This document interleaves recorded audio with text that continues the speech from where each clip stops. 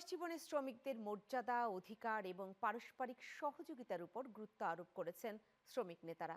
মে দিবস উপলক্ষে বাহরাইনে আয়োজিত এক অনুষ্ঠানে বক্তারা প্রবাসীদের বিভিন্ন সমস্যা তুলে ধরে তা সমাধানে সরকারের সহযোগিতা কামনা করেন।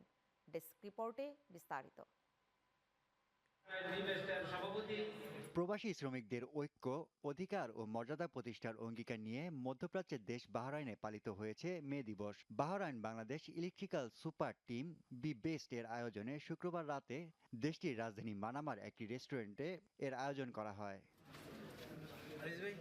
আলোচনা সভায় অংশ নেন প্রবাসী বাংলাদেশিরা ছাড়াও বাংলাদেশ দূতাবাসের কর্মকর্তা ও শ্রমিক নেতারা। সংগঠনের সভাপতি জহিরুল ইসলামের সভাপতিত্বে অনুষ্ঠানে প্রধান অতিথির বক্তব্যে বাংলাদেশ দূতাবাসের লেবার কাউন্সিলর মোহাম্মদ মাহফুজ আলম বলেন, প্রবাসীদের অধিকার রক্ষায় দূতাবাস সবসময় সক্রিয় রয়েছে। এ সময় স্থানীয় আইন মেনে চলার পাশাপাশি কর্মক্ষেত্রে দক্ষতার উপর গুরুত্ব আরোপ করেন তিনি।